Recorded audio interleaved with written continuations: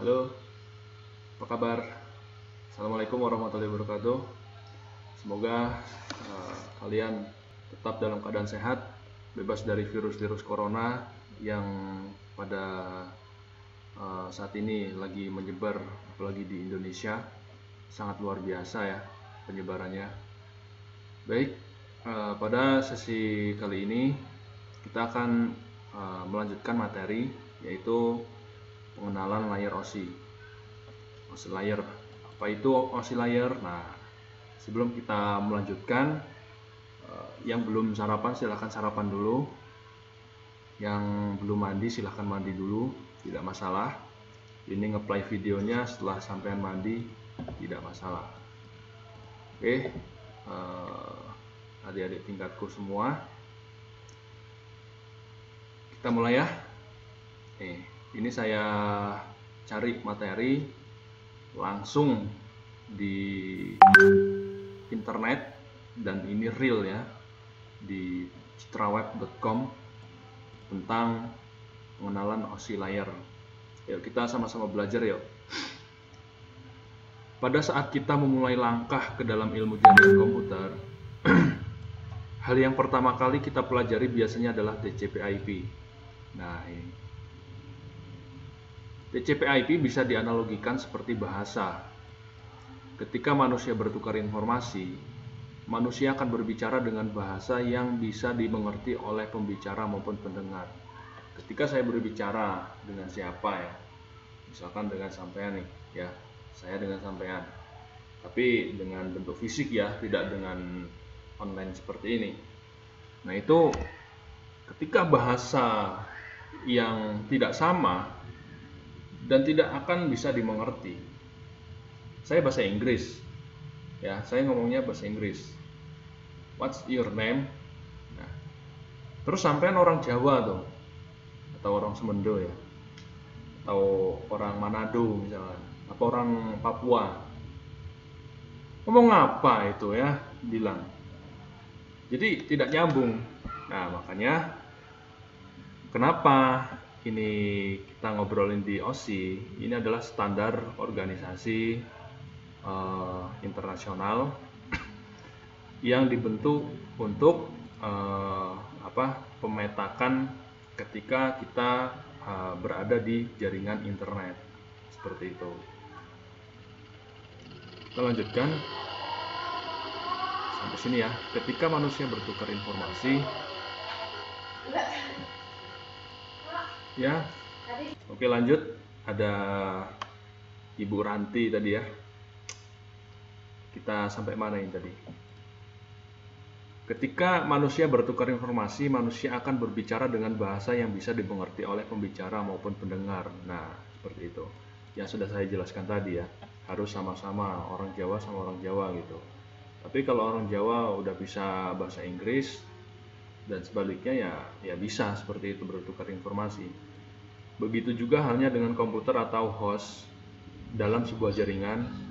Agar komunikasi dan pertukaran informasi bisa terjalin dengan baik, dibutuhkan bahasa yang sama. Nah, contohnya seperti ini. Ada motor. Contohnya seperti ini. Ketika sampai main HP ya, kita ngobrolin di HP. Ini handphone. Saya sudah terkoneksi dengan internet. Caranya harus beli paket data. Paket data itu ya dengan Telkomsel atau Tri atau M3. Udah otomatis di provider atau di penyedia layanan internet itu sudah ada yang namanya standar TCP/IP, standar ISO-nya, OSI layer 7 ya, pengenalan OSI-nya. Contohnya sampean mau ngirim pesan menggunakan WhatsApp. Nah, seperti itu. Itu adalah komunikasi yang sudah ada aturannya. Jadi tidak semata-mata sampean itu pakai Facebook, terus buka WhatsApp, terus buka Instagram ya, buka Instagram.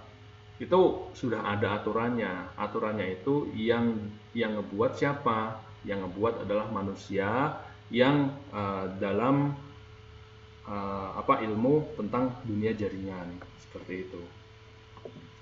Walaupun merek host jaringan tersebut berbeda-beda, merek host itu misalkan kalau kita ngobrolin di HP itu merek HP-nya. Ini saya HP ya, HP Cina, HP Realme misalkan. Terus HP panjenengan itu Nokia. Kok Nokia lagi, udah jadul ya. HP sampean iPhone atau Samsung gitu ya. Nah, itu kan beda tuh. Walaupun merek host jaringan tersebut berbeda-beda, host masih bisa berkomunikasi dengan host lain karena menggunakan standar komunikasi yang sama, yaitu TCP/IP. TCP/IP itu yang ada di misalkan di jaringan Telkom seperti itu, jaringan Telkomsel atau jaringan Tri seperti itu. Terus bisa kita contohkan di jaringan berbeda provider ya, berbeda penyedia layanan internet. Contohnya sampean pakai Tri, saya pakai Telkomsel. Itu kan sudah berbeda itu. Ya kan? Walaupun sama-sama BUMN, sama-sama badan usaha milik negara, itu PT tersebut berbeda tuh. Ya kan? Internetnya. Tapi kok saya bisa ngirim WhatsApp, saya menggunakan Telkomsel, saya ngirim WhatsApp ke HP punya sampean yang menggunakan kartu Tri atau M3, ya kan? Kalau tidak ada standar internasionalnya, standar organisasi internasionalnya, tidak akan bisa saklek seperti itu. Makanya itu yang dinamakan standar komunikasi, yaitu TCP/IP. Ini Transmission Control Protocol _Internet Protocol. Nah, ini yang artinya TCP/IP. Kita lanjutkan. Protokol internet pertama kali dirancang pada tahun 90-an nih. Akan tetapi di tahun 90-an di mana internet semakin populer ternyata. Nah, ini 1990 ini saya baru lahir ya. Saya lahir 96. Ya, berarti kan pada umur-umur 90-an. Di mana internet pada zaman waktu itu semakin populer. Nah, dan host ini seperti komputer itu namakan host ya. Terus HP ini host namanya ya. Soalnya internet itu terbagi ada dua, host ID sama network ID seperti itu. Host ID itu perangkatnya. Kalau network ID-nya itu yang bisa membangun sebuah komunikasi, itu network ID. Yang semakin banyak ya. 1990-an di mana internet populer dan host semakin banyak, mulai bermunculan aturan yang hanya bisa digunakan oleh kalangan tertentu, ya kan? Waktu itu pada tahun 90-an. Atau protokol yang dibuat oleh pabrik tertentu yang belum tentu kompatibel dengan aturan lain dari pabrik yang lain pula. Nah, pada tahun 90-an seperti ini. Sehingga pada akhirnya Badan International Standard Organization (ISO) ya, standar organisasi itu ada sahabat semua ya, adik-adik semua, ada sebuah badan internasionalnya.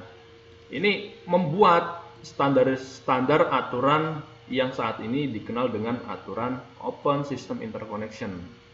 Nah, pembukaan sistem interconnection. Jadi sudah saklek di satu aturan ketika Telkomsel bikin sebuah internet, terus M3 bikin sebuah internet, jaringan seluler, itu sudah dalam satu cakupan yang dinamakan Open System Interconnection atau disingkat OSI.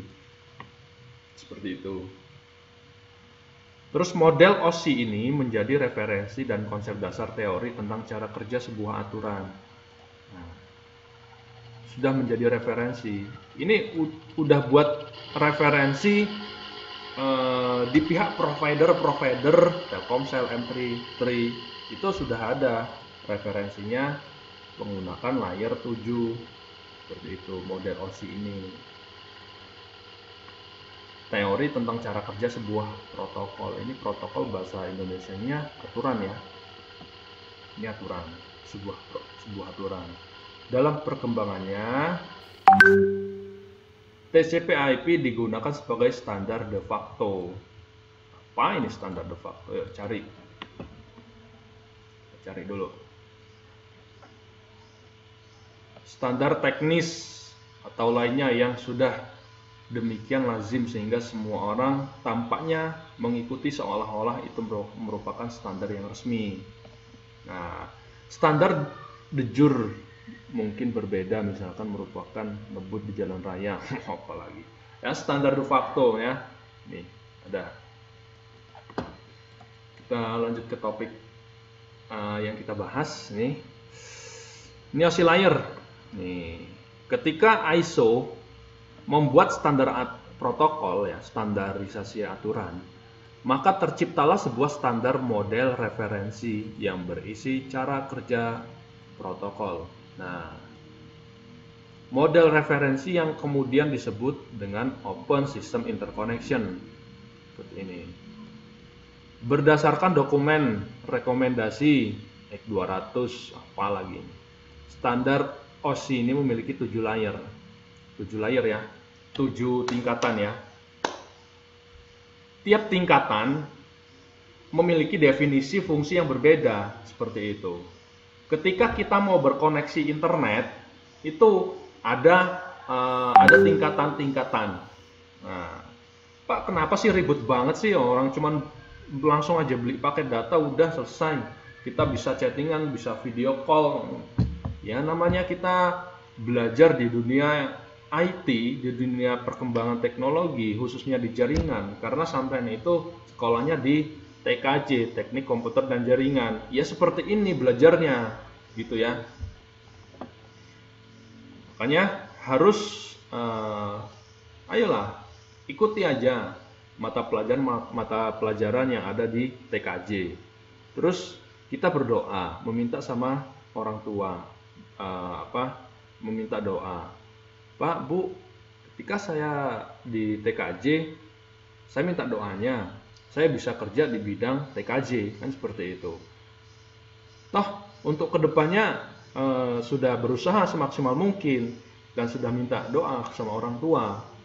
Terus, ke ranahnya berbeda nanti. Setelah selesai di SMK, bekerjanya tidak di TKJ, ya tidak masalah, namanya itu perjalanan hidup. Nah, seperti itu ya sahabat ya. Kita lanjut. Ini ada 7. Application, presentation, session, transport, network, data link, physical. Nah, kita bahas satu-satu ya. Dari nomor 7 application ya. Ini. Nah, jadi ketika sampai mau menghitung dari bawah, saya sukanya dari bawah nih. Physical, data link, network, transport, session, terus presentation, application. Seperti itu. Terus ini ngebahasnya dari atas, tidak masalah. Kita lanjut. Ini ada paket-paketnya. Apa namanya ini? Ini layar 7-nya. Terus ini bentuk-bentuknya. Ini bentuknya data ya. Application, presentation, session ini data. Terus untuk transport ini segmennya. Segmen jaringannya. Seperti itu, kerangkanya. Terus network ini paketnya. Frame ini bingkai ya. Frame bingkai, data link bingkainya. Terus bit ini bits adalah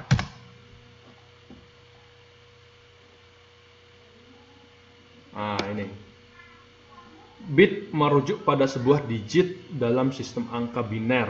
Sebagai contoh angka nih memiliki panjang 7 bit. Digit biner hampir selalu digunakan sebagai satuan kecil dalam penyimpanan dan komunikasi informasi di dalam teori komputasi. Nah, dan informasi digital.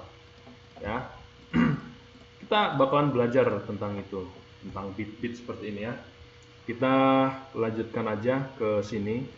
Ini nanti akan kita pelajarin semuanya, entah di saya atau Pak Novel, Pak Ripin, atau Pak Danang, nanti bakalan dapat nih bilangan biner namanya.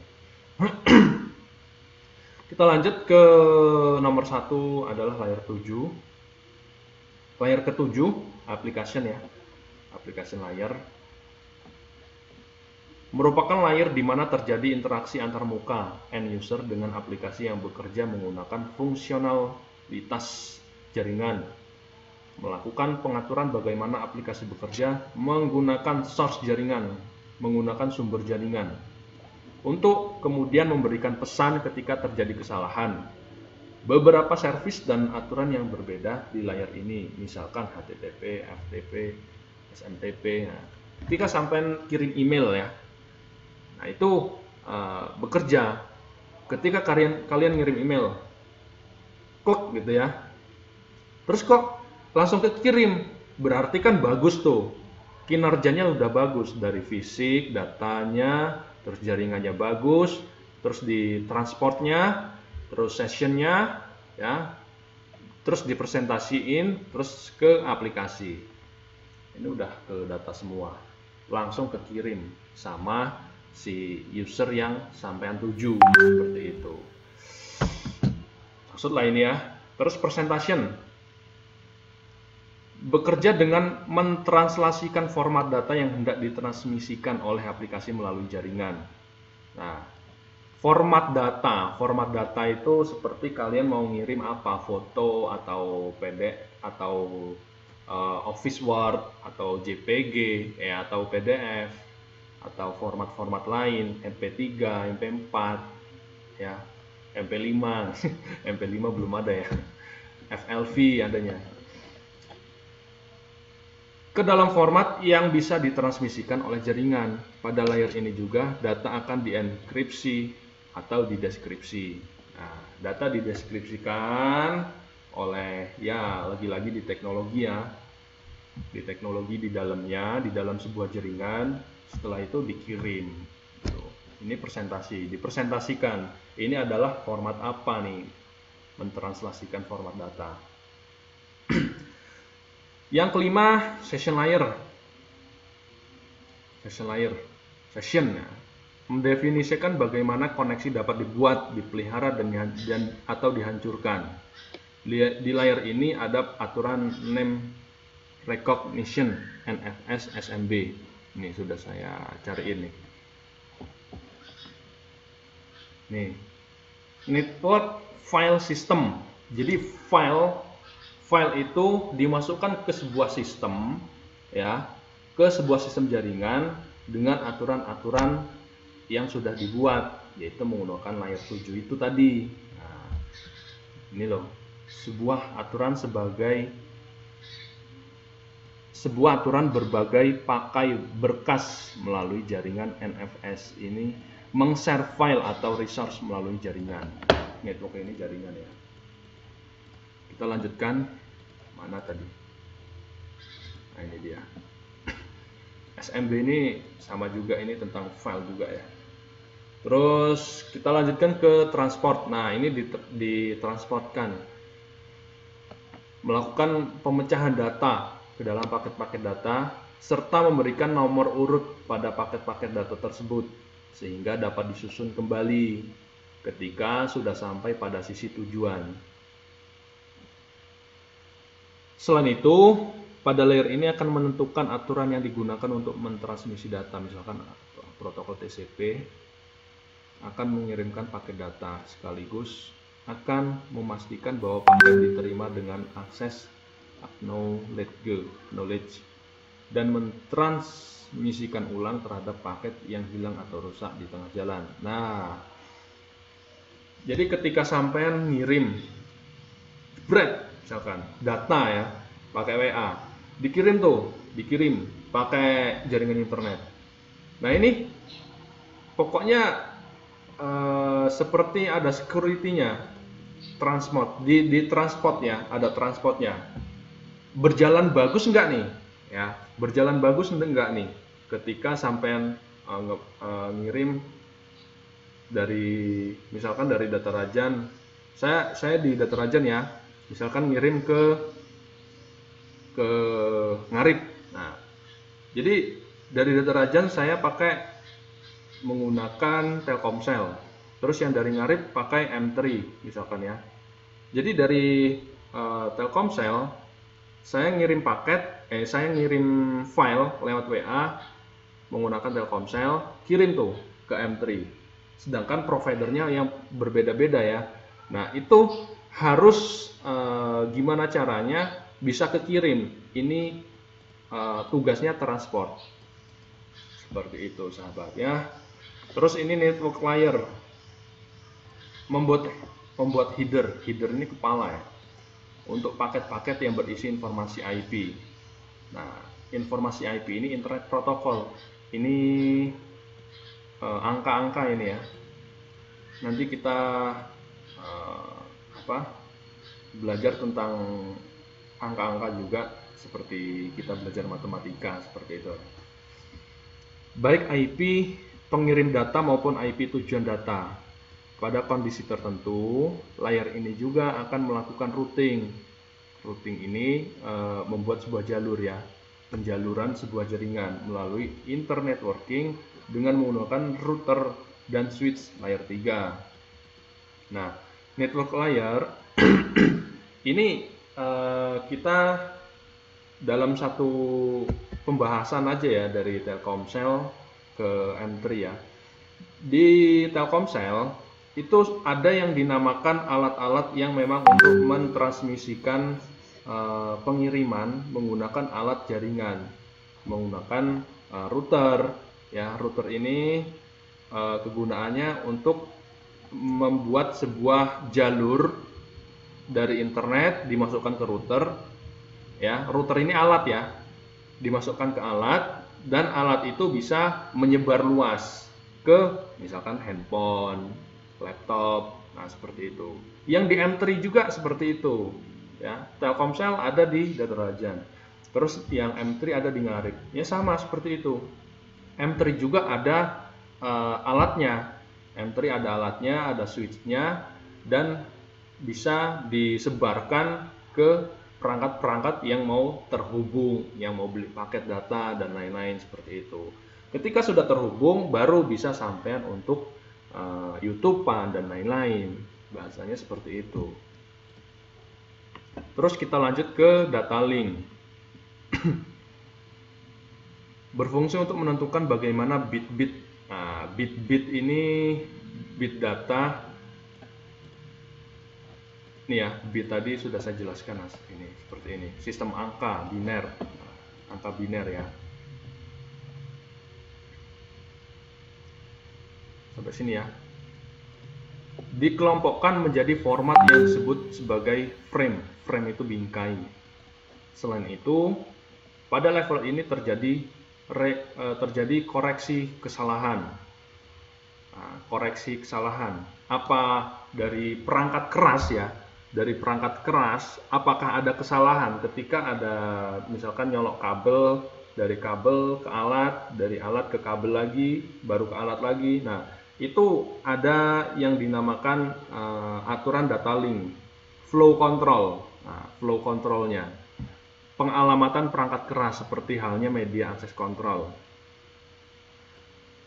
Seperti media access control, ini menentukan bagaimana perangkat-perangkat jaringan seperti hub, bridge, repeater, dan switch beroperasi. Hub seperti apa sih Pak? Nih, hub ini seperti ini. Sorry. Perangkat-perangkat jaringan ya, hub ini ya. Nah, hubnya seperti ini. Sama seperti ini ya. Terus ini untuk nyolokin kabel ya. Dari kabel LAN, kabel local area network, colok sini. Terus ujungnya dicolok ke laptop. Terus ini juga bisa. Ini ada berapa port nih? Untuk hub, spesifikasi hub itu ada yang 4 port, ada yang 5 port, ada 8 port ya. Ada 24 port, ada 48 port seperti itu. Kalau yang ini berapa nih? 1, 2, 3, 4, 5, 6, 7, 8, ada 8 port seperti itu. Terus ada yang dinamakan switch. Hub sama switch apa bedanya, Pak?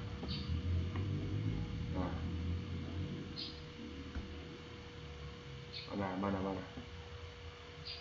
Wah, switch hub, kok switch ini sih? Nah, switch. Bedanya switch sama hub, kalau hub itu cuman untuk penghubung aja, tidak bisa dikonfigurasi. Kalau untuk switch, ini smart dia lebih pinter. Smart switch ya, MFV, kok MFV? Ya, kalau untuk switch ini bisa dikonfigurasi di dalamnya. Seperti handphone ini kan bisa dikonfigurasi nih, mau diapain nih handphone ya. Seperti kalau untuk hub itu nggak bisa diapa-apain. Kita lanjut. Dan switch layer 2 beroperasi. Ini nggak usah dibahas nih. Kita lanjutkan ke yang nomor 1, physical layer, fisik. Nah, ini dia.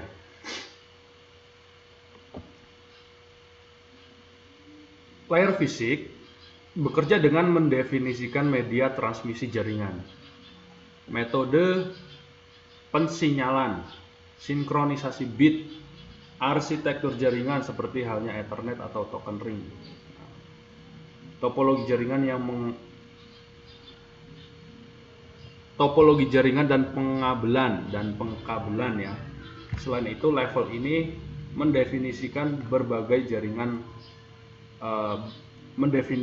bagaimana jaringan interface card dapat berinteraksi dengan media kabel atau radio. NIC ini network interface card itu sama dengan kalian misalkan ke komputer ya, ke lab ya. Di sebelah belakang ada yang dicolokin kabel seperti kabel internet itu yang dinamakan NIC, network interface card, yang bisa dicolok oleh kabelan pakai konektor RJ45, itu yang dinamakan NIC. Nah, jadi bagaimana bisa berinteraksi dengan media kabel itu yang dinamakan physical layer, seperti itu. Saya rasa maksud. Dan ketika sampean belum maksud sama sekali, silahkan di play lagi atau cari referensi yang lain ya. Nih, proses pengiriman data melewati tiap layer ini bisa kita analogikan seperti ketika kita mengirim surat. Kita ngirim surat ya.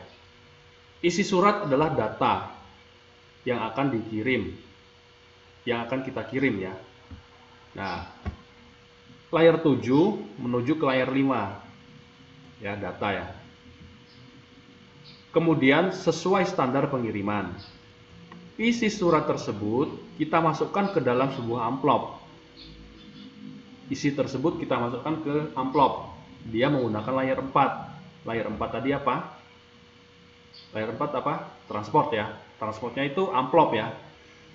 Agar surat kita bisa terkirim, kita perlu menambahkan alamat kemana surat tersebut akan dikirim. Juga siapa pengirim surat tadi, itu menggunakan layer 3. Layer 3 itu adalah jaringannya. Selanjutnya surat tersebut kita serahkan ke pihak ekspedisi. Dan pihak ekspedisi yang nanti akan mengirimkan surat kita tadi, yaitu dari layer 2 dan 1. Nah, ini contohnya. Ini contohnya ya. Jadi silahkan di play video ini. Semoga sampean bisa maksud. Ditulis apa yang sampean dapat pada materi ini. Jangan bingung. Di play terus videonya. Semoga sampean pinter. Oke. Terima kasih. Kalau pusing Silahkan sampai makan dulu atau minum susu dulu biar lebih pinter. Terima kasih. Assalamualaikum warahmatullahi wabarakatuh.